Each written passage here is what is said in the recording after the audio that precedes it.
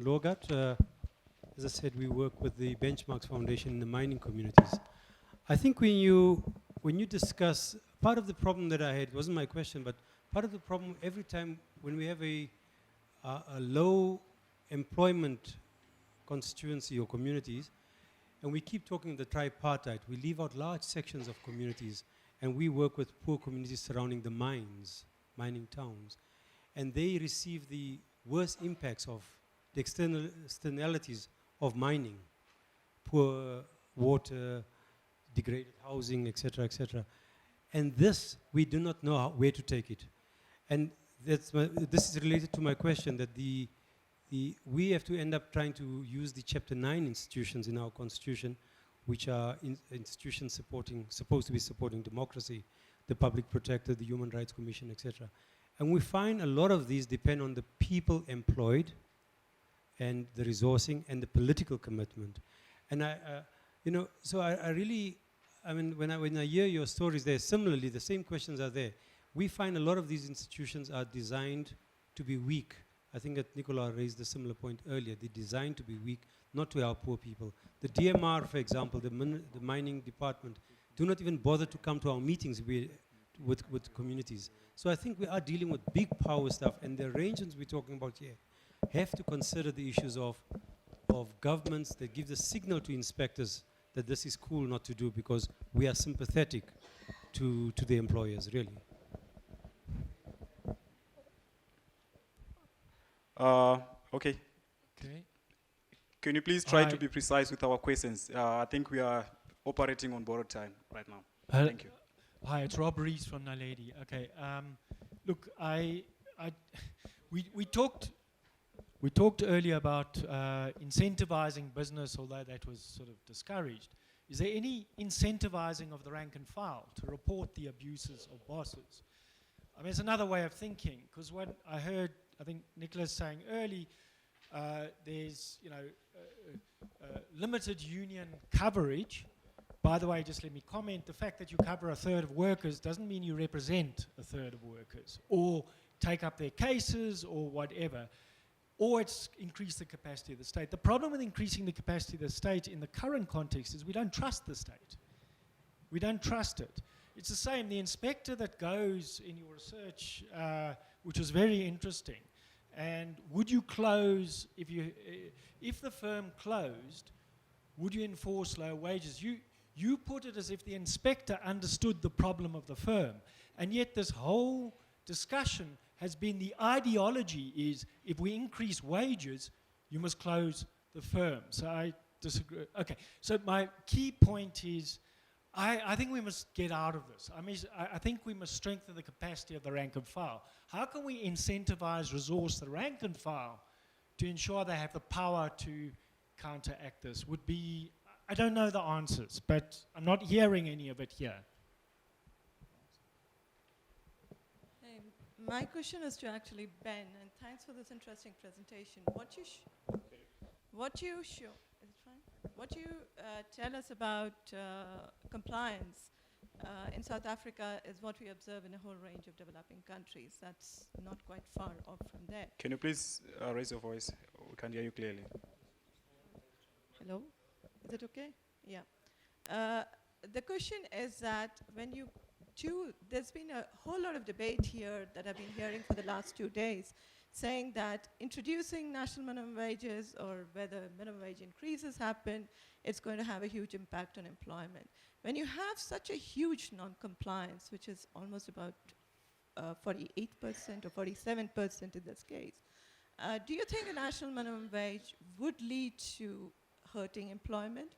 Or do you take this into consideration while you build these models that we are doing, saying that there's going to be disemployment effects? That's something I'd be really interesting to see. Because much of the modeling exercise that has been happening in the developing countries is using the developed country models and assuming that there is a full compliance issue. So I think this is an important issue that we need to consider while getting into this whole debate about whether minimum wage would affect employment or not. Thank you.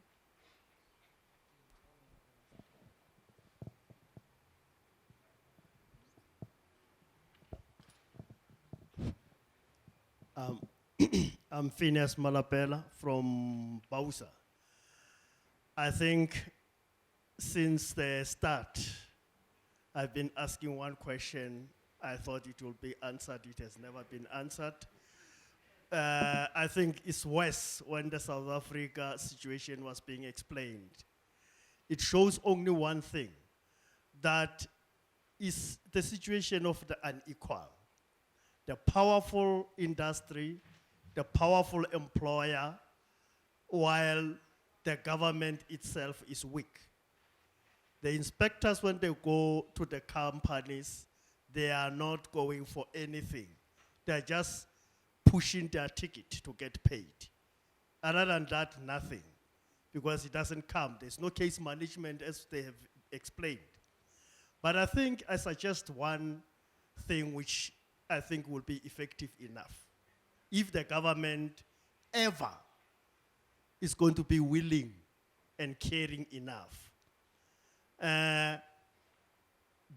All these companies, multinationals which are operating here, they are complying with this minimum wages wherever they are, wherever they come from. Why don't they enforce the same minimum wage which is in Europe? They come with it here, and then they comply with it, and have something which can be done, which will stop them from violating it. Like the Suluvian Code, which was operating Mr. during Malapela, apartheid. can you please go straight to your question? I think The question is, it's not a question because it's a contribution. I'm making a suggestion, a Okay. contribution. Or why don't they take what they are doing in their own countries and then apply it here? Thank you.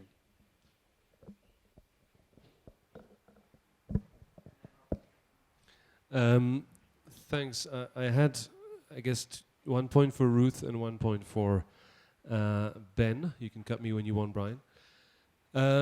Ruth, we've heard Alan from the UK making, very, very positive comments about the formula used there, the Low Pay Commission, the Tripartite Commission, to update the amount of the minimum wage. We're sitting in a symposium here where a number of the social partners have decided not to come. So I'm just wondering what your view is on the validity of this model for such an important decision. What would be, in your view, from the different examples you looked at, something that could be useful for South Africa? Because it seems to me a very important question, and with attention. I think somebody alluded to the lack of representativity of the people who are at NEDLAC. It's true, and I think it applies to all different, well, especially to both labor. You could say some federations, some people may be excluded. Same for community. So can you have?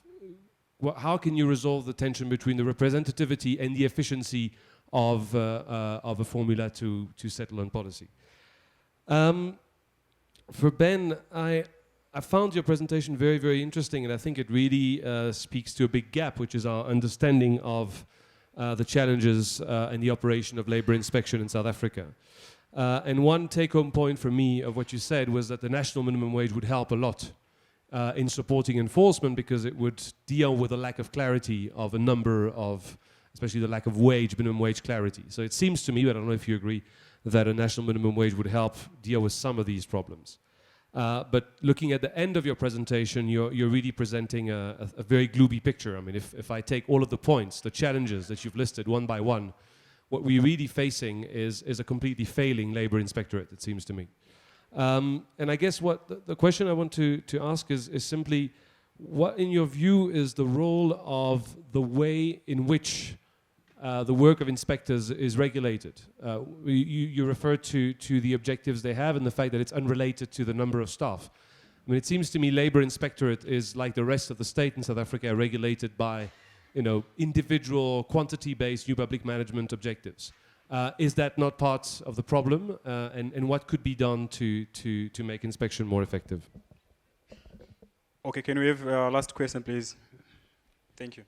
Thank you. Roxana Mauricio. I have two questions for Ben. The first one has to do with the level of the penalties. You mentioned that they were updated after years, but in general, because this is very usually in the case of Latin American countries that the penalty in general are very, very low.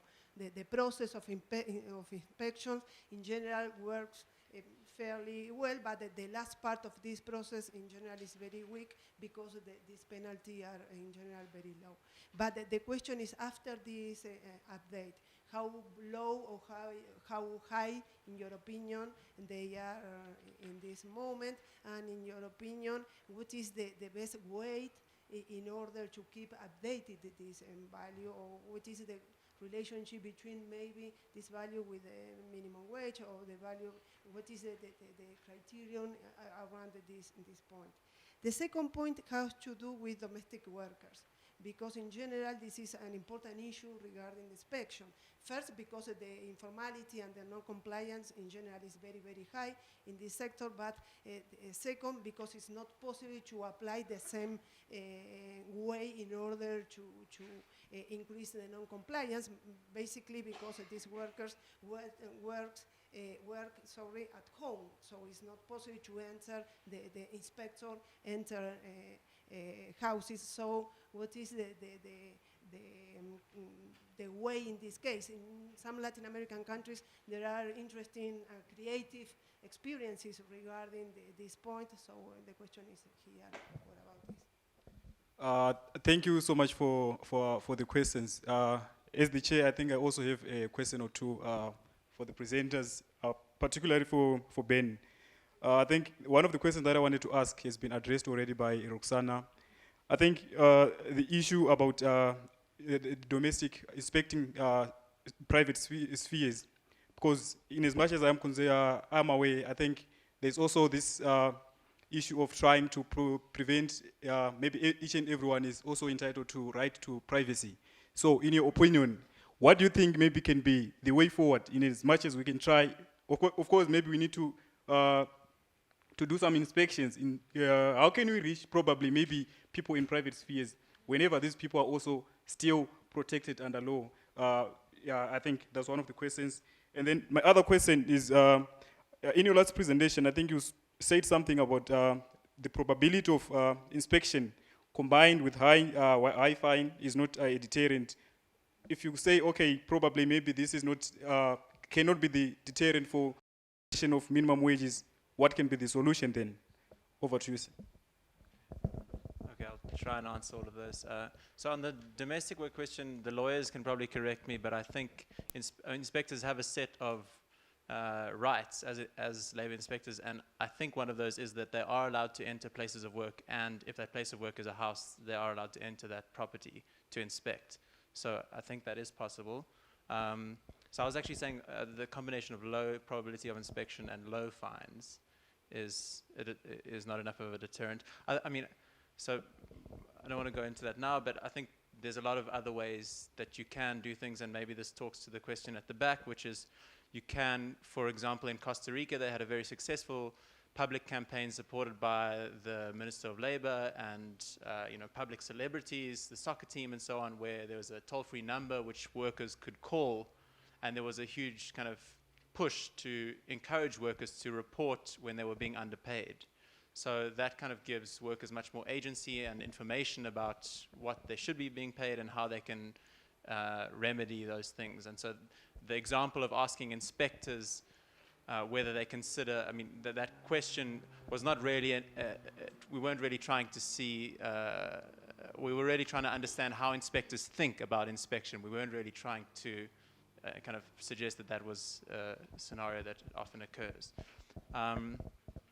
The question about the level of the minimum wage and non-compliance, I think most of those models run on reported wages, so they wouldn't take, it wouldn't matter whether you're complying or not, it would just matter what wage you report. So I think, in a sense, they take at least into account current levels of non-compliance, but probably expect that the wage would rise all the way up to the minimum. So I don't know, Askar can maybe say if he did build in some kind of non-compliance. My sense is that sure, there might be some increase in compliance because there's a single national minimum, but unless there's a big change in the way that the inspectorate is structured, I think non-compliance levels won't change that much, and so I think maybe that factors in the kind of the potential employment effects of a raise in the wage.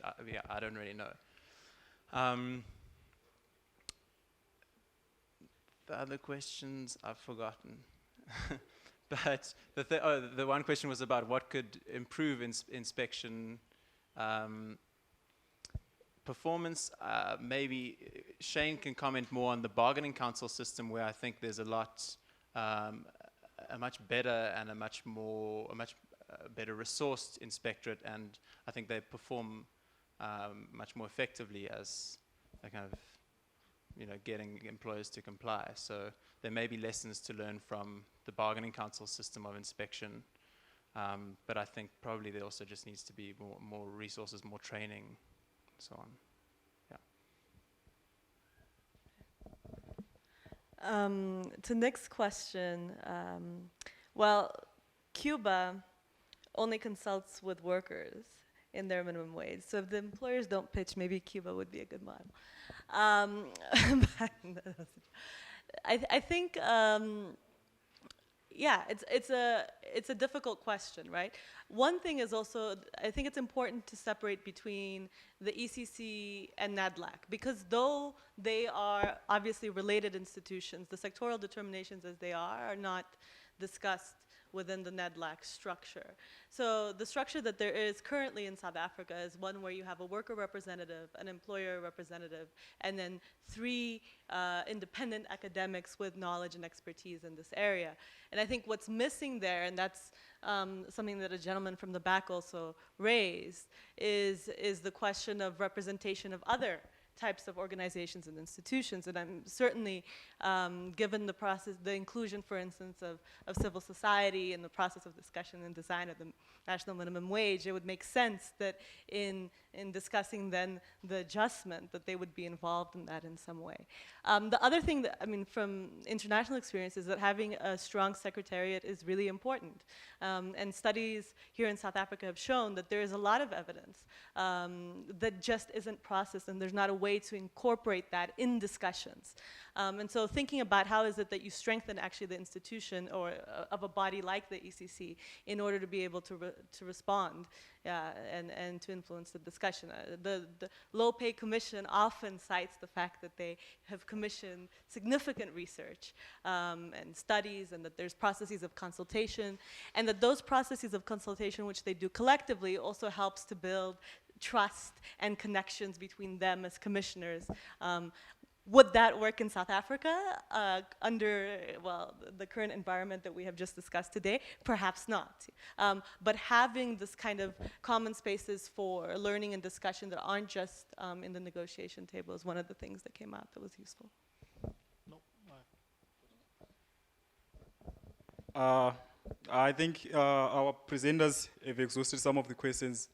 In conclusion, I would still believe, I think there's need for a context-specific or maybe a context-based approach whenever we're talking about in the institutional frameworks, as well as the issues of enforcement and monitoring.